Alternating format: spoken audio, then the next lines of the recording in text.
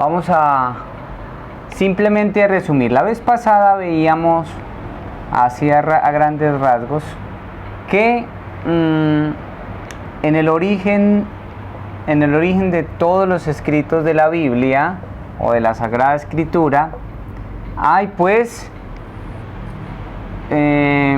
una historia de una relación. ¿Se acuerdan? ¿O no? Hay una historia de una relación. Entonces, en primer lugar, entre Dios y el hombre, un hecho de una encarnación, el hombre como criatura, el hombre como ser redimido, pero también entre Dios y el pueblo de Israel.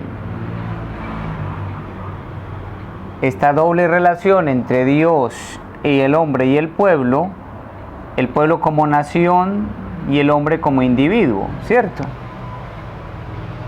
Entonces es lo que provoca en Dios, entre Dios y el pueblo, lo que se llama la alianza. Y una alianza está hecha a base de una promesa, ¿verdad? Bueno, entonces esta historia de relación es una historia de hecho salvadora.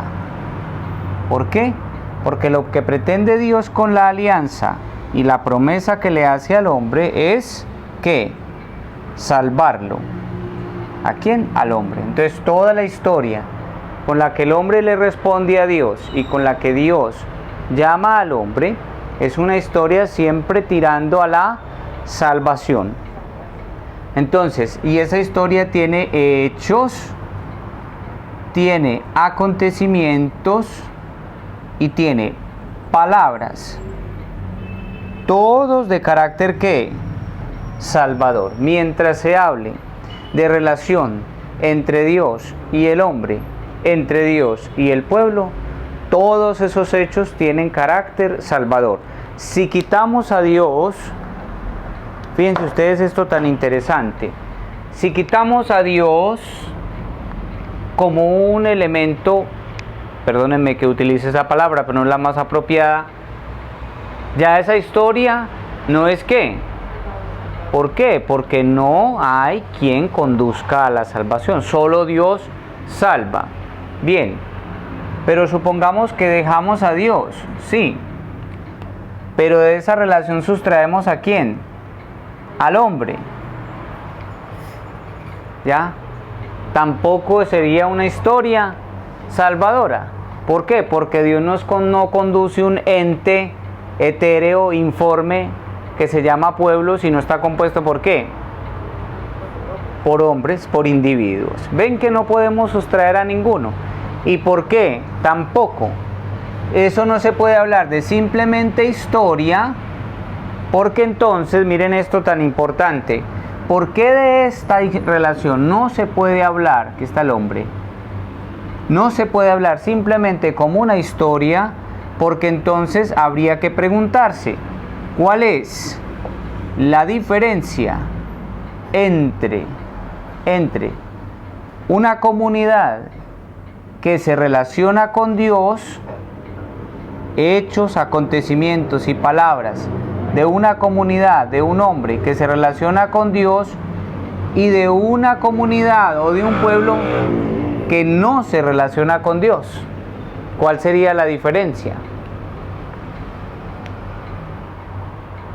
Si habláramos simplemente de que esta es la historia, entonces ¿dónde está la diferencia entre este pueblo, esta comunidad que tiene a Dios como centro y fundamento, y de una comunidad de unos hombres que no tienen a Dios? ¿Cuál sería la diferencia? Si en ellos también hay ¿qué?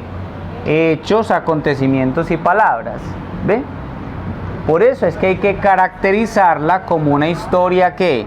Salvadora. Eso lo comprendió muy bien Israel. Entonces, a partir de aquí, esta es la síntesis del encuentro pasado. A partir de aquí, entonces vamos a decir algo fundamental en el estudio de la Sagrada Escritura, que es cómo surgen los textos bíblicos en esta historia salvadora. porque hasta ahora solo son precisamente palabras, acontecimientos y hechos, ¿ya? Pero que no están transmitiendo ningún carácter escrito. Todavía no ha surgido nada para transmitir. Entonces, ¿cómo surgen esos textos? ¿De dónde saca la gente que eso que van a escribir es de Dios? ¿Cierto? Porque hasta ahora, bien decir que la gente empieza a escribir, pero ¿de dónde sacan que eso es de Dios? Es la pregunta más, una de las preguntas más recurrentes cuando se va a hablar de los textos de la Sagrada Escritura, de la autoridad de Dios como autor de los textos de la Sagrada Escritura. Si no, esto está claro. De aquí parte lo que vamos a decir hoy, ¿ya? Bueno, y lo que vamos a compartir lo vamos a tomar del libro de la sabiduría en el capítulo 9. Bueno, ese libro de la sabiduría en el capítulo 9 trae todo el capítulo, es, diríamos, como el mapa, al mismo tiempo la radiografía sobre la cual se basa la inspiración bíblica. Para ustedes, ¿qué es la inspiración? Lo que mueve, la motivación, y de una y otra siempre vemos que para eso, para la expresión, por ejemplo, del amor, en el caso allá de los novios, o para la expresión de un hecho, ¿sí? Aunque sea de carácter espiritual, como es, por ejemplo, la revista de Nicolás, podríamos decir que estas dos cosas se pueden llamar rasgos de la inspiración y están motivados por el espíritu humano, ¿cierto? Hoy amaneciste emberrinchado, hoy estás disperso, hoy estás, como decimos nosotros, obnubilado. Hoy estoy obnubilado con una nube enfrente, ¿cierto? Bloqueado. Entonces no hay inspiración. ¿Sí o no? No hay inspiración.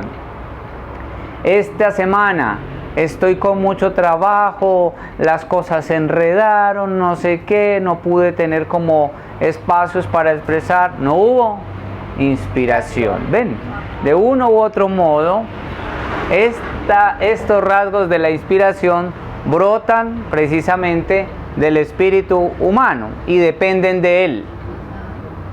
¿Por qué sabemos que brotan? Porque notamos cierta dependencia. ¿De qué? Del espíritu humano. ¿Está poquito? Poca inspiración o ninguna. Está mucho, es decir, está muy libre, entonces hay mucha inspiración. Es lo que comúnmente se ha dicho también de los poetas, ¿cierto? De los románticos. Bueno, en fin. Este concepto de inspiración no es aplicable a la Sagrada Escritura. Entonces vamos a partir bien. Este concepto de inspiración no es aplicable a la Sagrada Escritura, que es el error que nosotros hemos creído, sin ser instruidos obviamente y sin ser culpables, que a nosotros el concepto de inspiración nos llegó romantizado. ¿Ya? Nos llegó romantizado. Es decir, nos llegó cargado de puro sentimiento y emotividad humana. ¿Ya? Y nos llegó precisamente por todo lo que significó la Ilustración en el siglo XVII.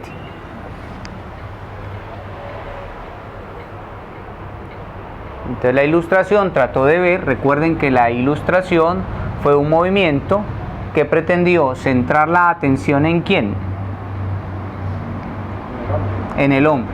Fue el antropocentrismo por excelencia, la Ilustración. Entonces, en el hombre. Entonces el hombre es la fuente de todas las emociones, ¿sí? y el culmen de todos los sentimientos. Eso dijo la Ilustración. Ese es el antropocentrismo.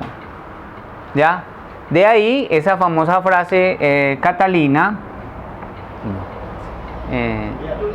Juliana, que el hombre, Caterine, que el hombre es la medida de todas las cosas. ¿Se acuerdan? Es una frase que le ha hecho mucho daño a la humanidad. De todas las cosas. El hombre es la medida de todas las cosas. Hombre, si esto es verdad, entonces este es un súper inspirado. Y Gustavo también, ¿cierto? ¿Verdad? Humanamente, sí. Por eso ustedes dos no son escritores bíblicos. ¿Ven? Y por eso, a semejanza de ustedes, no podemos comparar tampoco los escritores bíblicos. ¿Por qué? Porque no es aplicable a la intención de la revelación de la historia salvadora que el hombre sea la medida de todas las cosas. Claro hasta ahí. Vamos a ver si están de acuerdo o no en un texto bíblico, que es el capítulo 9 del libro de la sabiduría. Por eso tenía que hacer este preámbulo primero. Entonces, este concepto de inspiración no es aplicable a la escritura. Vamos a ver en qué medida el hombre es un componente fundamental, pero no único ni exclusivo, de la transmisión de los textos bíblicos para la revelación. Es decir, un perro no recibe inspiración, no. Ni humana, ni divina, no. ¿Cierto? Jamás hay perros poetas, nunca. Ni loros, ni nada. ¿Cierto? No hay. Bueno. Miren pues lo que dice para que lo complementemos a la luz. Mejor dicho, mirándolo desde la otra óptica que tendríamos que tener aquí. Vamos a mirar esto que dijo la Ilustración, que fue desde donde fue tomado el concepto de inspiración que a nosotros nos llegó. ¿Ya? Después los estudios bíblicos del siglo XVIII, de la escuela de Tübingen y de la escuela de Suiza sobre todo, son los que van a tratar a través de un método bíblico, van a tratar de revertir esta posición y de decir, es todo lo contrario. ¿Sí? El hombre se mide en todas las cosas, pero no es la medida de todas las cosas. Y van a concluir que el hombre es medido siempre por Dios, pero no es la medida de. Bueno, miren pues. Dios de mis antepasados, Señor de misericordia. El texto es para uno meditarlo así bien cerquita. Dios de mis antepasados. ¿Cómo está conectando el autor del libro sagrado? ¿Con qué está conectando? ¿Con cuál historia? Historia salvadora. ¿Sí? ¿Por qué sabemos que es salvadora? Porque lo está calificando. Dios de mis antepasados, Señor de misericordia. La misericordia es una acción salvadora de Dios. Ahí lo trae en el numerito nuevo de felicidades. ¿Cierto? Bueno. Que hiciste todas las cosas con tu palabra. ¿A dónde los remite? Ya lo vimos aquí. ¿A dónde? Muy bien. A Dios como fundamento de todo a través de su palabra. Nada existe sin la palabra del Señor. Sin Dios, ¿qué es? Palabra. Que hace todo, incluso a mí. Bueno. Y con tu sabiduría formaste al hombre. Me voy a detener ahí porque hay que hacer una aclaración. Creo que ya se las dije una vez. En el Antiguo Testamento no existe la palabra espíritu. No existe. No. Pues en el hebreo como tal, no. ¿Por qué? Porque esa palabra espíritu es de la tradición, o mejor dicho, de la cultura griega. Griega y sobre todo de la cultura Sumeria y griega. Entonces, el hebreo los hebreos evitan traspolar conceptos que no entienden a su propia experiencia religiosa o a su lenguaje. Entonces no existe la palabra espíritu, ¿no? Entonces existe el nefes o el ruaj de Yahvé.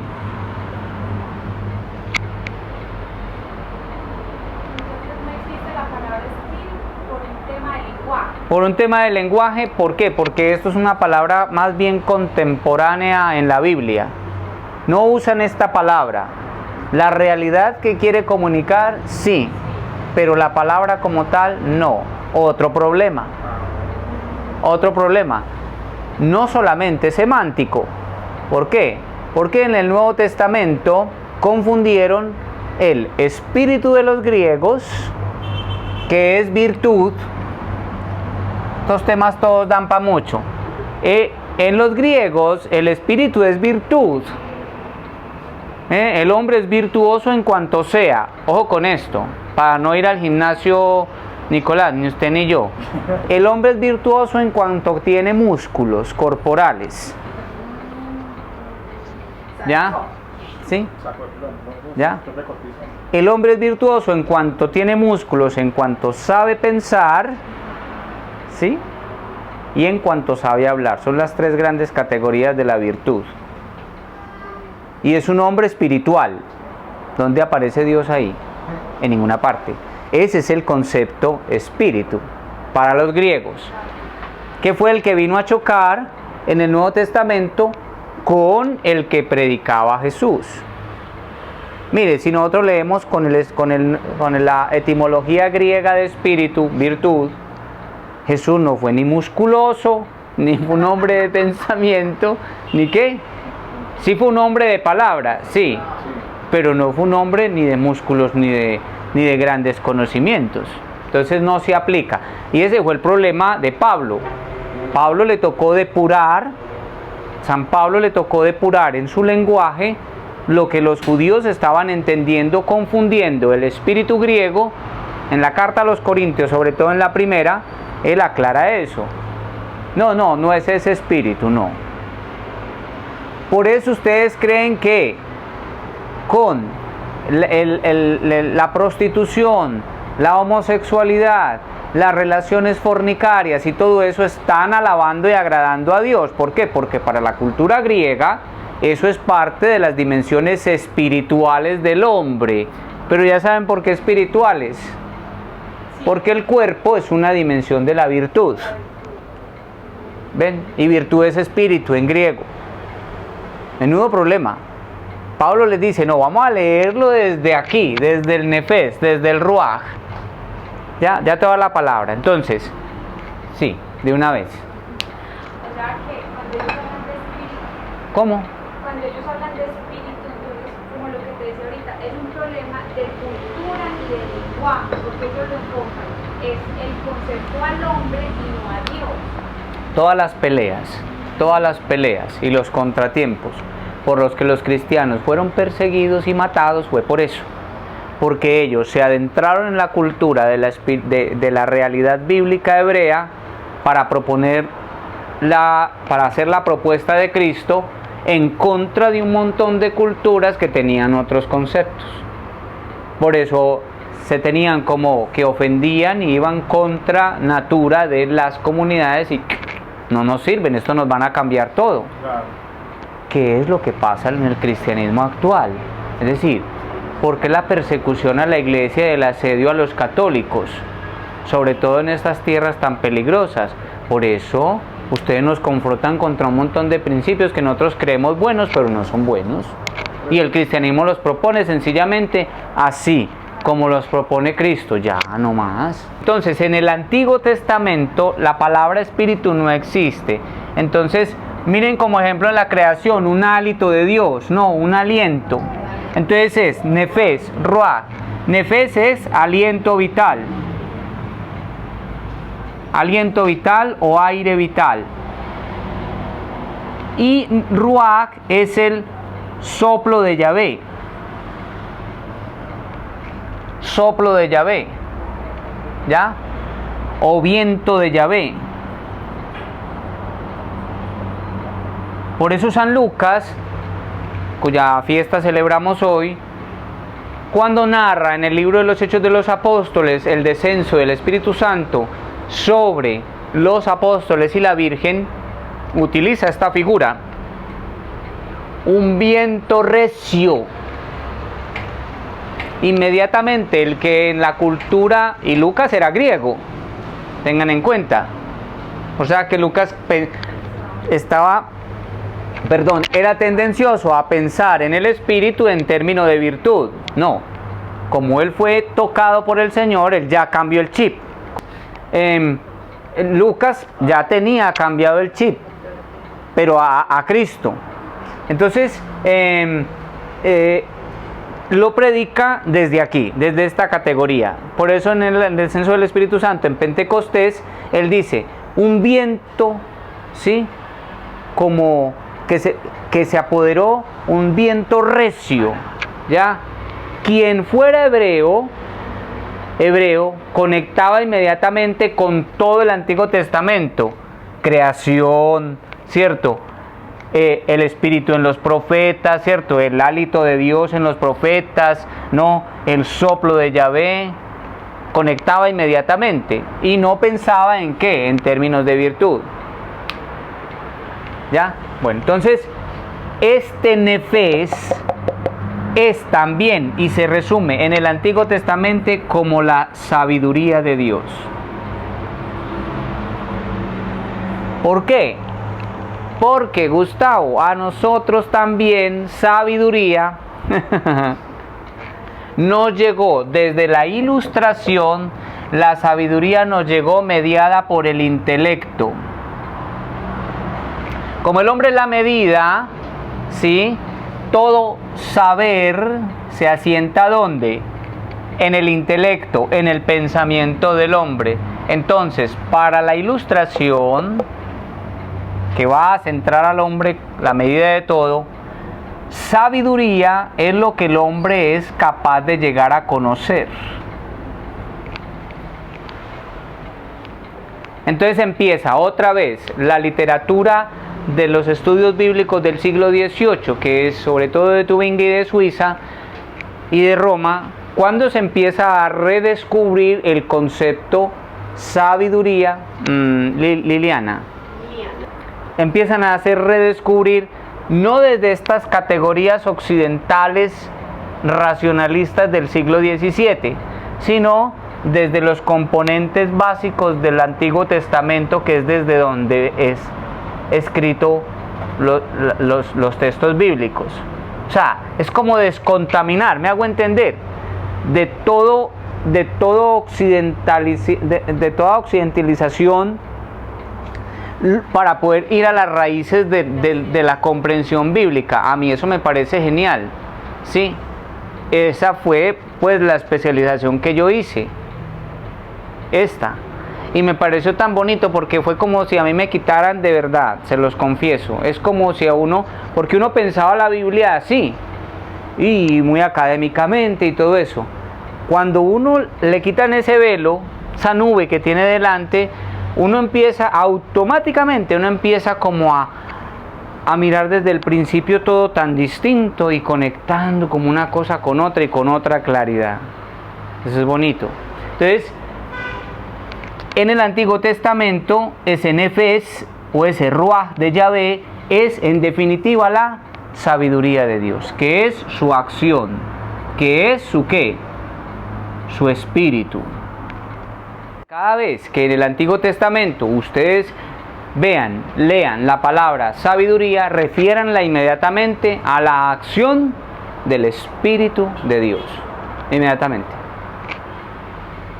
Ya. Entonces por eso hay que limpiarlo. Para entender la Biblia hay que limpiarlo. Para no entenderla no. O sea, o para no entrar en el espíritu de los textos bíblicos, ya. Entonces dice que con tu sabiduría formaste al hombre. O sea, el hombre fue formado, pero por el Espíritu de Dios. ¿ya? Por su sabiduría, no por el conocimiento, ¿no? Y el saber intelectual ni de Dios ni de nadie, sino por el Espíritu de Dios. ¿Para qué formaste al hombre? Para que dominase sobre tus criaturas, gobernase el mundo con santidad y justicia, y para que juzgase con rectitud de espíritu. Aquí el espíritu, que no lo están confundiendo con sabiduría, y es con E minúscula. Espíritu es intención. Esto tiene muchos elementos. Ahí, en ese versículo que estamos leyendo, espíritu es intención, para que el hombre juzgue y gobierne con rectitud de intención. Si ustedes leen el librito del Sagrado Corazón de Jesús del Monasterio de la Visitación, en el trimestre pasado nos vino un artículo sobre pureza de intención. ¿Lo recuerdan? No sé si lo leen, pero que eso está también dentro de las, ¿cómo se llama, Mónica? Dentro del derrotero de lo del Sagrado Corazón, como lo que se medita, exacto. Entonces, la pureza de intención, ahí espíritu es intención, no fuerza divina, no, ya, bueno. Entonces dice el texto en el versículo 4, dame la sabiduría que está junto a ti. Ven, dame la sabiduría que está junto a ti. Entonces, una de las claves para poder interpretar un texto, cuando me dicen espíritu con I minúscula, es algo normal. Recta intención. Sabiduría y espíritu, ellas se tienen que juntar. Y cuando es con E mayúscula es el espíritu. Es el Espíritu de Dios, que es la sabiduría. ¿Ya? Muy bien. Que es persona. En Dios es persona, no cualidad, sino persona. En cambio, en el hombre, espíritu con E minúscula sí es cualidad, que es la rectitud de intención, ¿ya? La intencionalidad humana. Bueno. Y dice, pues aunque uno, ojo que aquí es donde viene la fuerza de lo que es la inspiración, pues aunque uno sea perfecto entre los hombres, muy limpiecito de todo pecado, así como están todos ustedes, ¿sí? Muy limpio, aunque no sea muy perfecto entre todos los hombres, si le falta la sabiduría que viene de ti, será estimado como nada. Puro hueso, limpio pero hueso. Puro hueso. Pero muy limpio, pero huesos al fin y al cabo. Le falta. Esto será lo que el profeta Ezequiel, que empecé a hablar el programa pasado, le va a decir a los huesos secos, al valle de huesos. A ustedes les falta, ¿qué les falta? El Espíritu de Dios. Y entonces, ¿qué es lo primero que les da el Espíritu? Nervios, tendones, carne para que se formen los músculos y una piel que cubra todo ese tejido. Eso es hermoso. Pero esa es la obra ¿de quién? Del Espíritu. O sea, de la sabiduría de Dios. Aunque uno sea perfecto, fíjense cómo dice el texto, muy bueno, santísimo, rectísimo, aunque uno sea todo eso, si no tiene la sabiduría que viene de ti, será estimado en nada. ¿Qué hay? Quiero poner como un ejemplo muy de nuestros tiempos, ¿cierto? Como para entender ese texto. El altruismo. Pues son personas muy buenas, ayudarle a la gente. Los filántropos, ¿cierto? Exacto, la filantropía. Pero como hay mercaderías, entonces eso no vale de nada. La bondad no es suficiente para decir, en el hombre, para decir que se es de Dios. Es el problema de los filántropos, ¿cierto? Bueno. Qué pena. O sea, recién entramos, estabas diciendo que esa misma expresión, o sea, que no solamente el ser bueno, pero sin la sabiduría. Sí, sin la sabiduría, que estamos hablando que es Espíritu de Dios, ¿ya? Aquí está, no hemos borrado porque ustedes iban a venir a copiar. Aquí está, la sabiduría es el Espíritu de Dios, no tiene otro nombre en el Antiguo Testamento. Entonces, aunque uno sea perfecto, o sea, muy bueno, en emociones, en sentimientos, en comportamientos, en reacciones, en disposiciones, en actitudes, sin la sabiduría que viene de Dios, será estimado nada, hueso, perro, ya, pero ya ustedes me comprenden ese término. Entonces, mire, esa es la razón, por eso este texto es el trasfondo, les decía yo, es el trasfondo como esquemático y al mismo tiempo radiográfico de qué, de lo que es la inspiración bíblica. Mire de dónde parte el hombre inspirado, de aquí, de este concepto.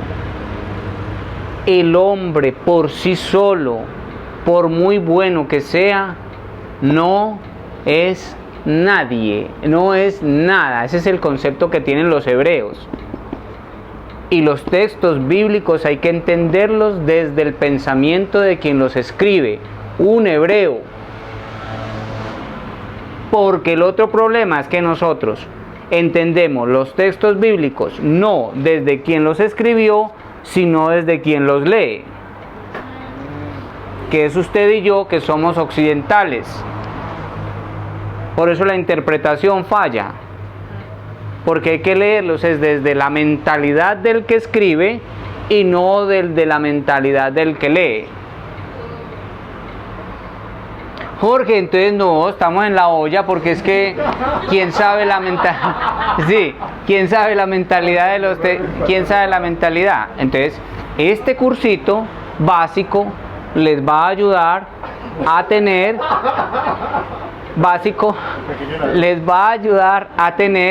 esa apertura y esas ganas de siempre ir a leer la mentalidad, que es fácil, ¿sí? Basta cogerle como el hilo y el gusto y no leer siempre esto como una fórmula matemática, ¿cierto? 2 por 2, 6, ¿cierto? Esta es, el capítulo 9 es una oración de Salomón. Es una de las oraciones más bonitas que ha hecho el rey Salomón y le dice precisamente al Señor: contigo está la sabiduría que conoce tus obras, que estaba a tu lado cuando hacías el mundo. Vuelve otra vez a la creación. Que conoce lo que te agrada, ojo, que conoce lo que te agrada y lo que es conforme a tus mandamientos. Ya van 3 elementos. Sin la sabiduría el hombre es nada, ¿ya? Entonces, luego, esa sabiduría es la que conoce, ¿ya?, lo que le agrada a Dios y lo que es recto según los preceptos de Dios. Esos 3 elementos son los que conforman la inspiración bíblica en un hombre de carne y hueso, como usted y como yo, que comía, orinaba, ¿cierto? Y que murieron. Los autores, los escritores o agiógrafos, que vamos a decir, murieron. Tan perentorios como usted y como yo. ¿Ya? Cayendo y levantándose, pensando unas veces bien y otras veces mal, pero finalmente, a diferencia de usted y de yo, ¿cierto?, no tenían tenían esa sabiduría que los llevó a escribir esto. Bueno, y el rey termina diciendo simplemente: envíala desde tu santo cielo, mándala desde tu trono glorioso, para que me acompañe en mis tareas y pueda yo conocer lo que te agrada. Ese es el origen de la inspiración bíblica. No lo pierdan de vista. Sabiduría 9. Todo el capítulo, pero no voy a leer más. Para nosotros la Biblia ha sido un instrumento para muchas cosas. Y creemos que la sabemos manejar y leer. Sí, incluso yo. Pero el gran defecto nuestro es ese, que mientras no entremos en el espíritu comunicativo de Dios como palabra, le haremos decir a los textos lo que no quieren decir. Pero entonces ahí no se mueve por el Espíritu de Dios, sino por el Espíritu Humano. por el sentimiento. Entonces eso es un saber humano, que eso es una inteligencia, y no sabiduría divina.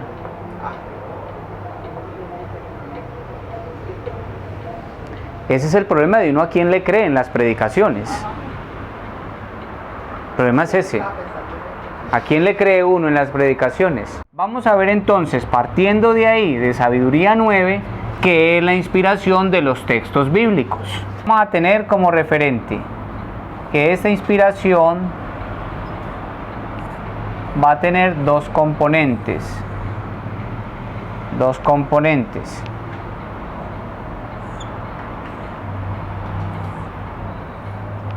Uno, Dios, ojo, como fuente de sabiduría. Este es el tema de la inspiración. ¿Qué es la inspiración de los textos bíblicos? De la Sagrada Escritura. Primero, Dios como fuente, y aquí la historia humana. ¿Qué es una historia qué? Salvadora, siempre conducida hacia la salvación. Nunca podemos hablar de la inspiración quitando alguno de estos dos componentes, no podemos. Ya lo hemos visto. ¿De dónde procede la sabiduría, Lian? De Dios. O sea, si lo quitamos, no hay inspiración. Muy bien. Y si quitamos al hombre, no hay sujeto inspirado. Entonces, textos bíblicos no habría. Hombres como eran, hablaron de parte de Dios. Hombres como eran, hablaron de parte de Dios y comunicaron, oiga, todo aquello y solo aquello que Dios les reveló. O sea que Dios les dio a conocer. Dos palabras, todo. No se quedaron con nada. ¿Ya? Solo aquello. No inventaron nada. Muy importante estos dos conceptos. Por eso los puso el concilio. Todo aquello, nada les faltó. Es decir, no queda sujeto cualquier texto bíblico ¿a qué? A la pregunta, ¿será que sí? ¿Sí? ¿Será que sí? No hay pie a esa pregunta. Todo aquello y solo aquello. ¿Ya? Entonces sobra con el solo aquello. ¿Ya? Queda excluida ¿cuál pregunta? ¿Será que no?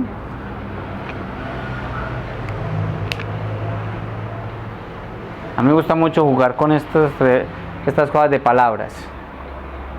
Con esta uno excluye la duda. ¿Será que sí? ¿Lo dijo Dios? No, todo aquello que Dios quiso comunicar. Y solo aquello, ¿ya?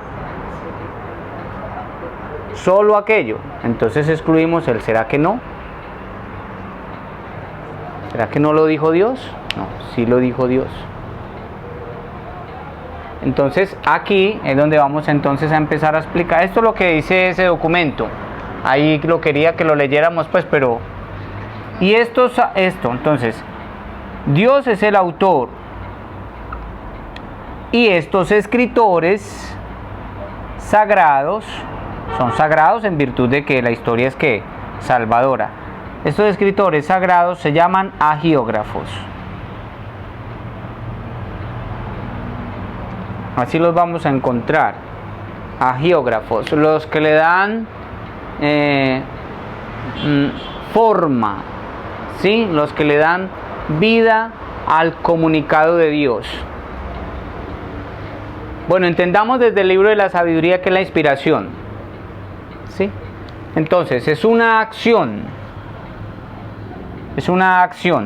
de Dios, o sea, que la toma Dios sobre el hombre, que en primer lugar es elegido, en segundo lugar es llamado y en tercer lugar es, no me gusta esta palabra porque la leemos en otros términos, en los términos griegos, es capacitado.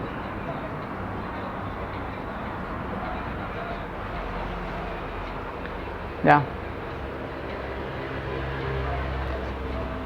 Una acción de Dios que invade sin preguntarle a nadie. Dios no le pregunta a nadie. ¿Tú quieres? Samuel, ¿quieres ser imbuido de mi espíritu? No es esa la pregunta que Dios le hace. Dios toma posesión del hombre. ¿Ya? Dios toma posesión del hombre y lo elige en primer lugar. Lo llama, que no es lo mismo. ¿Ya? Y lo capacita. ¿Para qué? Para que con sus capacidades, con su lenguaje, comunique a los suyos, o con esto, sigue aquí pero no me cabe, aquí, comunique que el querer de Dios.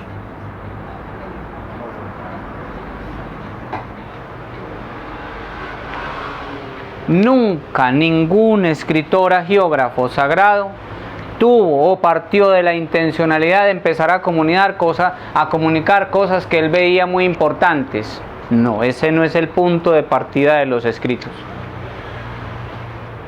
Es lo que, por eso decíamos, estos hebreos se consideran hombres dependientes de ¿quién? Mónica, ¿de quién? ¿De quién se consideran dependientes? Según el libro de la sabiduría de Dios.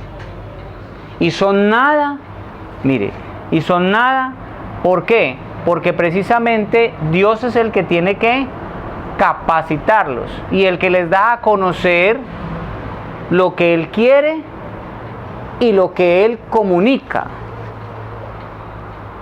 Entonces de pronto esos libros de Levítico y Deuteronomio que son tan duros, por ejemplo el castillo de dispersiones a la ley y todo eso, que podría interpretar a partir Sí, no. Mira, hombre Nicolás, este es el punto de partida de la inspiración en el sujeto. Luego vamos a ver de qué se vale Dios para componer lo que se llaman los relatos normativos.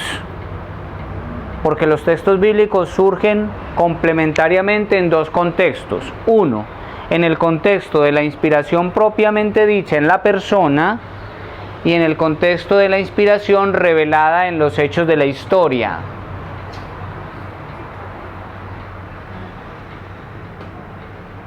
Ay, Jorge, nosotros pensábamos que la inspiración era solamente sobre las personas. No. La inspiración también está dada de parte de Dios en los acontecimientos de la historia. Entonces el profeta, miren por ejemplo el profeta, con este ejemplo, el profeta ¿qué hace? Es elegido, es llamado y es capacitado, es un ungido, ¿ya? Entonces, para que con esas capacidades que Dios le despierta y el lenguaje que tiene él como qué, como hombre, comunique a los suyos que el querer de Dios. ¿Y qué les va a comunicar? Una realidad en la que se está manifestando la adversidad, por ejemplo, en este caso el pecado o la idolatría. Entonces Dios le hace ver al profeta la gravedad de este acontecimiento, es decir, se revela, ¿no? Se inspira un hecho histórico. Entonces, esta realidad se encuentra con la inspiración del profeta y le hace precisamente escribir lo que quiere Dios para superar este momento histórico. Entonces, dos elementos, pero no podíamos sustraernos de la historia. Dos elementos. La historia que tiene sus hechos, ¿ya? Ahora lo vamos a... ¿Cómo? Y en general a todos los profetas. Bueno, entonces digo esto porque ya más adelante vamos a mirar ya en cómo se componen los libros. Por ejemplo, el libro del Levítico lo vamos a ver, es a base de colecciones, pero ¿de qué índole? ¿Y quién las escribió? ¿Y quién las redactó? Bueno, entonces, ¿qué invade? Entonces, esta acción de Dios, ojo que esto es muy importante, esta acción de Dios, ¿qué invade? ¿Qué toma? ¿Qué toca en el hombre? ¿Qué? Entonces toca su voluntad,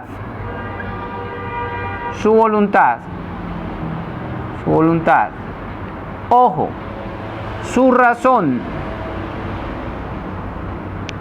y sus facultades tienen que unirse. Dios no elige solamente facultades, también elige las disposiciones interiores, ¿ya? Que son la voluntad y la razón. Esto es lo que Santo Tomás llamó la memoria. La razón, es decir, la capacidad del pensamiento del hombre, la capacidad de analizar, la capacidad de inducir, la capacidad de concluir, la capacidad de arguir, ¿cierto? La capacidad del hombre. Y la voluntad, que es la que lo mueve a. Y las facultades, como son los sentidos, ¿ya? El oír, el ver, el hablar, el tocar, ¿ya? Muy bien. Dios toca, invade, con esta acción de Dios, toca todo esto. Dios es todo esto junto, no solamente unas cuantas, las facultades, ¿no? ¿Ya? Está unido a la capacidad de pensar del hombre y a la capacidad de elegir, de moverse a. Entonces todo esto es lo que Dios mueve en el interior del hombre para que escriba, ¿qué? Todo aquello y solo aquello que Él quiere. Es la gran pregunta que ustedes me van a hacer: Jorge, pero esa gente ¿cómo se daba cuenta que era lo que Dios quería? Pues por eso, porque eran sujetos interiormente abandonados ¿a qué? A la acción de Dios. Estaban convencidos, sabiduría 4, que ellos no podían nada, que era el Espíritu el que lo hacía todo en el interior del hombre. Por eso las palabras que de ellos salían no las consideraban ¿de quién? Suyas, aunque fueran con las que tú me ibas a entender: mesa, tabla, pocillo, lámpara, esas. El código nada más era humano. Exacto, pero abandonados ¿qué? Y realmente abandonados con la historia, porque fue ahí donde Dios los tocó y para lo que los tocó. Entonces en el texto tiene que aparecer la intención de Dios y los acontecimientos de la historia. Tiene que aparecer. Entonces tiene que aparecer una normativa. Hasta aquí, hasta allá, no porque tal. Normativa, libro del Levítico. Tiene que aparecer un código comportamental, libro del Éxodo. ¿Ya? Tiene que aparecer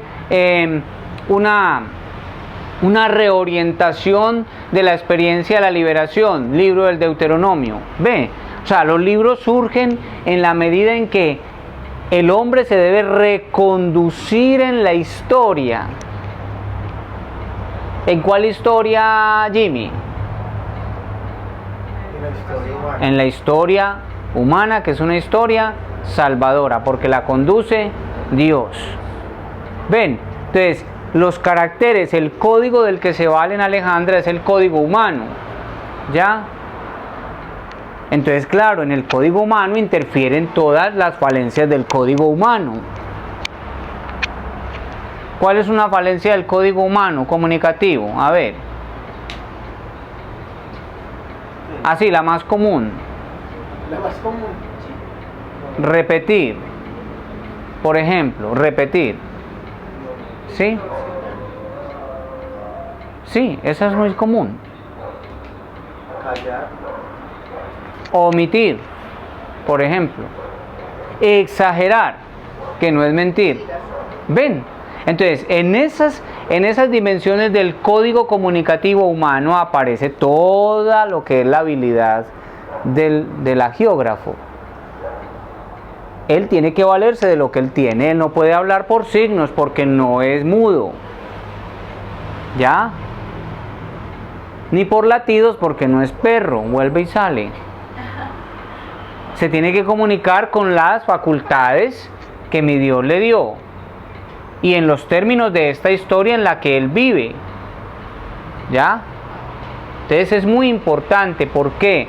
Porque uno de los conceptos más aseverados en la mentalidad de los que leemos la Biblia es pensar que los escritores sagrados fueron sustraídos de la historia y de la realidad y puestos en el plano angélico para poder escribir libros.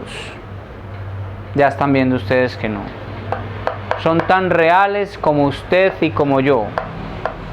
Y para mí, al contrario de lo que piensan muchos, eso, el que me hayan hablado en este código comunicativo que es mío, que me comunica esta historia humana, tiene tanta validez como que fue dicha por ¿quién? Por Dios. Porque me están hablando de esta historia que me tocó a mí y no de la que me imagino. ¿Sí me hago entender? Esto es lo que no entienden los protestantes. Para el protestante la palabra de Dios es una cosa tan inerte y tan muerta que ¿qué pasa? Que el hombre está sustraído, ya, y hay que entenderla independientemente de cómo fue escrita. Ustedes saben que la hermenéutica es una de las cosas más rechazadas en el protestantismo. Entonces, no está sujeta. Entonces allá va lo que quiso decir Pedro. ¿Ya? ¿Qué quiso decir Pedro? Lo que San Pedro quiso decir con la interpretación es precisamente esto, que ninguna escritura está sujeta ¿a qué? A aplicarle el concepto ¿será que sí? ¿Será que no? Tratando de descalificar a quién la escribió. No, escritura es escritura porque fue una acción de Dios sobre todo esto del hombre para comunicar lo que Dios quería. ¿En cuál código? En el humano, no en otro. No en otro. Ese es el mérito de la escritura, no el descrédito, que es lo que piensan muchos. Entonces, en esta categoría entraron lo que se llamaron los famosos libros deuterocanónicos, ¿ya? Que descalificaron la autoría, por ejemplo, de Ruth, de Tobías y de los Macabeos, diciendo que esos que escribieron esos libros no estaban, ¿qué? Inspirados, entendiendo la inspiración como eso, como que Dios saca al hombre de la historia, lo hace decir otras palabras en otras categorías y como que lo envuelve en un plano angelical de tal manera que eso sea intocable como que viene de Dios. Y es intocable porque viene de Dios, pero está hecho en la realidad humana. El que nos comunicó es un hombre. ¿Pero qué nos comunicó? ¿Lo que él quería? No, lo que fue movido a escribir. Esto es muy complicado de comprender porque tiene muchos elementos, ¿ya?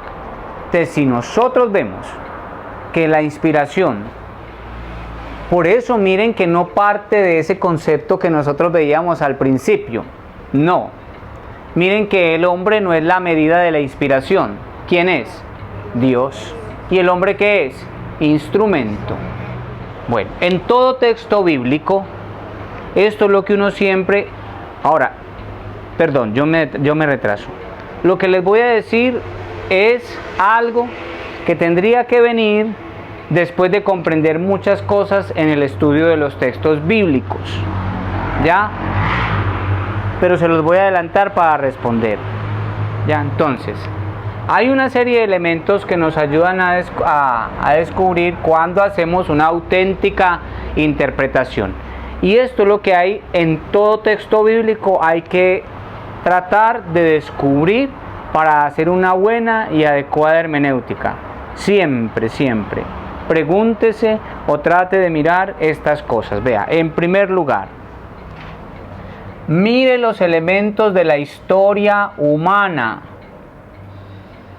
que es probada.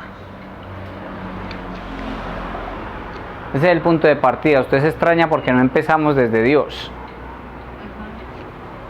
Sí, de la historia humana que es probada. ¿Por qué es probada? Por los acontecimientos adversos. Digan que no.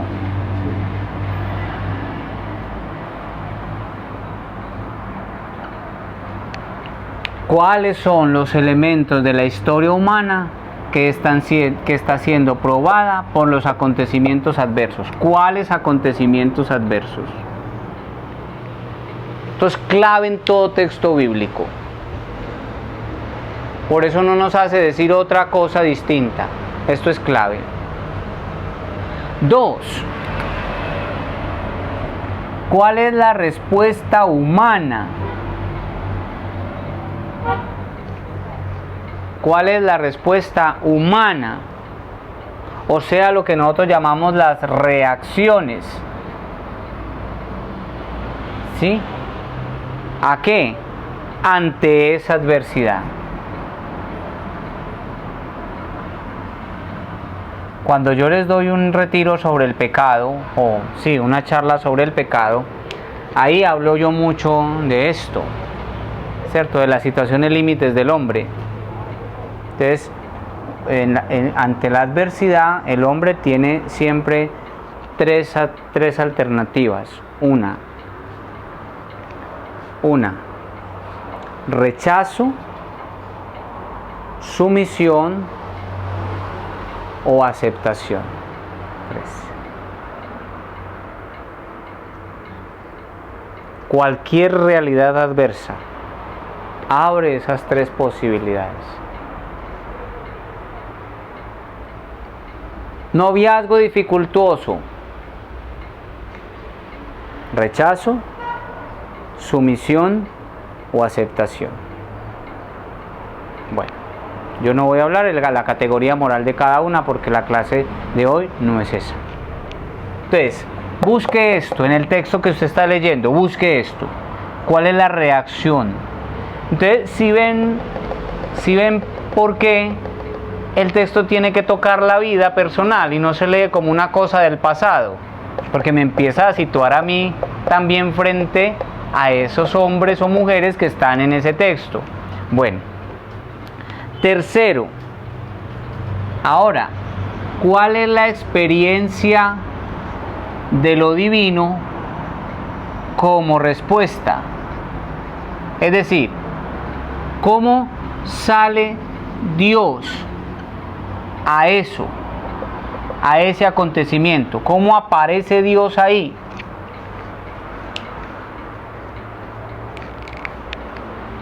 ¿Cómo aparece Dios? ¿Cuál es la respuesta de Dios ante esa experiencia del hombre y ante esa reacción o respuesta del hombre ante ese acontecimiento adverso? Bueno, otra vez que no me va a acabar el tablero. 4. Estoy señalando el camino de los elementos que usted, Nicolás. Ahora,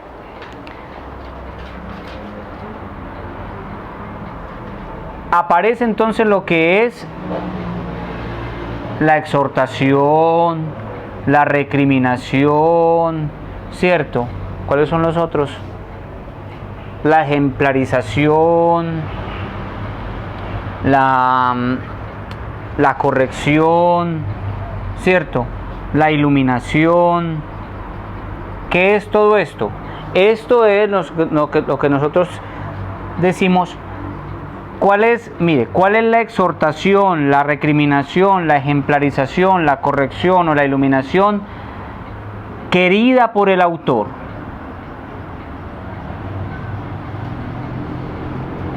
Fíjense ustedes los pasos, cómo vamos nosotros como ahondando en densidad. Vea, partimos de lo más sencillo, que es lo que vemos.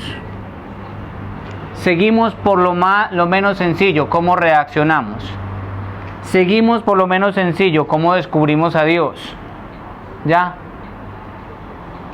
Seguimos por lo menos sencillo, que es en la historia, ¿sí? Cómo entendieron a Dios y nos lo transmitieron. Para poder nosotros entender esto también. Ven, que vamos es como volviendo esto más grueso.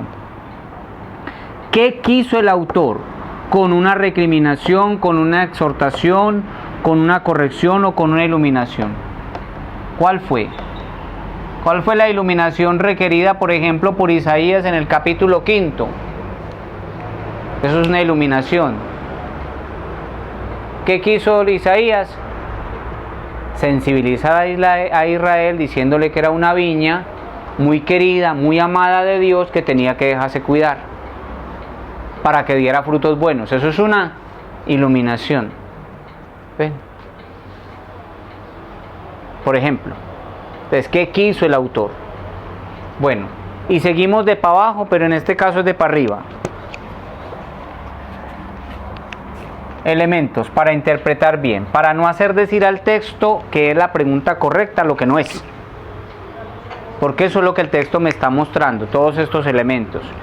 Quinto, ¿cuál es la aceptación o el rechazo? ¿De qué? De esa exhortación, recriminación, ejemplarización o corrección o iluminación del autor.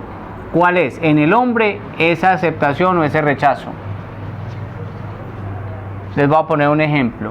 Si yo cito el capítulo 18 de San Lucas, el joven rico, me doy cuenta que voy a coger todo esto, se los voy a repetir. Entonces un hombre ilustrado llegó donde Jesús y le dijo: Señor, ¿qué tengo que hacer de bueno para alcanzar la vida eterna?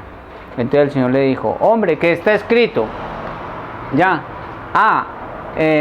Cumple los mandamientos. Bueno, no matará, no robará, no levantará falso testimonio. Bueno, muy bien, usted ha dicho muy bien. Haga eso y vivirá. Maestro, todo eso lo he cumplido de reacciones. Maestro, todo eso lo he cumplido desde chiquitico. ¿Ya? Entonces le dice: sí. Entonces ahora vaya, venda todo lo que tiene, déselo a los pobres y luego venga. Y entonces me sigue. Entonces dice el evangelista que el joven se marchó porque era muy rico. Ahí vemos una conducta, por ejemplo, de rechazo. Entonces ahí empezamos a ver. Listo. En realidad humana probada por un acontecimiento adverso, la insatisfacción de la vida. Tengo tanta plata que no sé qué hacer. No, en serio. Esa es la interpretación de ese texto. Era un legista, estaba lleno de los bolsillos de los publicanos, ¿ya? Porque los legistas le ayudaban. Como el publicano lo único que sabía era mecánicamente apuntar en un cuadro, ¿ya? Contar y poner en un cuadro, pero no sabía nada. El legista lo que le hacía era redactar las actas de declaraciones de renta, digámoslo así. Entonces el legista vivía untado del billete. ¿De qué? De los publicanos. Entonces, todo esto. ¿Cuál es la experiencia de lo divino? Vea, aquí, miren por ejemplo, ¿cuál es la experiencia de lo divino?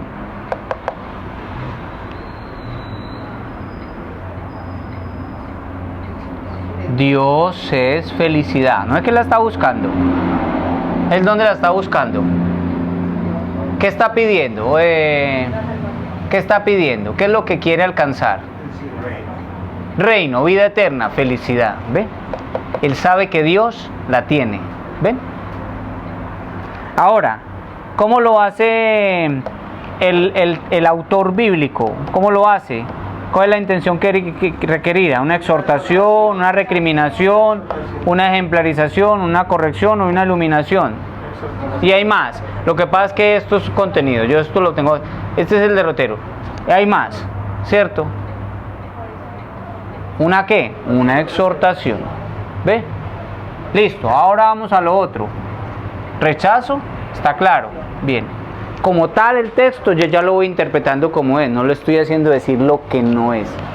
Otra cosa es lo que la Lección dice, que ese es uno de los pequeños problemitas que yo le veo a la Lección, que todo mundo quiere llegar allá, primero allá. ¿Qué me dice a mí? ¿Por qué? Porque es que yo también tengo una experiencia humana probada, en la que quiero tener una respuesta de lo divino y quiero asumir una actitud. Entonces quiero que la Biblia me diga ya lo que yo tengo o debo de qué, de hacer, que es como muchos acudimos a la Biblia. Nada más esta semana me llegó un WhatsApp, no lo borré por eso, porque se los iba a compartir, ojalá no lo haya borrado. Me llegó, vea y verá. Me llegó un WhatsApp en el que decía, a ver, ya la borré. Creo que lo borré. Sí, no tengo historial. Pero bueno, decía algo como esto. No lo elimines, súper chévere. Tendrás una respuesta para cada día. Entonces aparecía esa famosa formulita. En los momentos de tribulación, matrimonio descompuesto, así. Y un WhatsApp así de largote, lleno de corazones. Además, no es que tenían que ver los corazones ahí, pero lleno de corazones. Eso es para muchos de nosotros, del común de la gente, la Biblia. Eso, un recetario, formulario, ya, rápido. Entonces la Lección Divina adolece de eso. Me quiere llevar rapidito al que me dice a mí, rapidito. Lección, relección, oración, meditación. Ya en la relectura me está diciendo, vea, dígale al texto, ¿qué le dice a usted? Demasiado pronto. Entonces, primero, en una hermenéutica sana, usted lo que hace es descubrir primero trasfondo y peso del texto. Todo texto sacado de su contexto es un pretexto para mucho.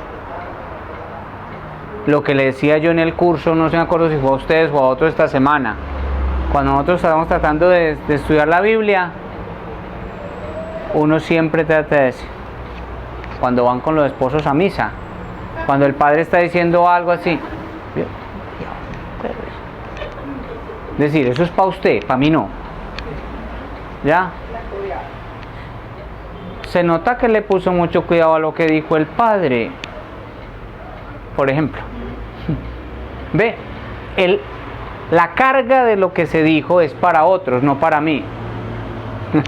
Que es lo peor que uno puede hacer.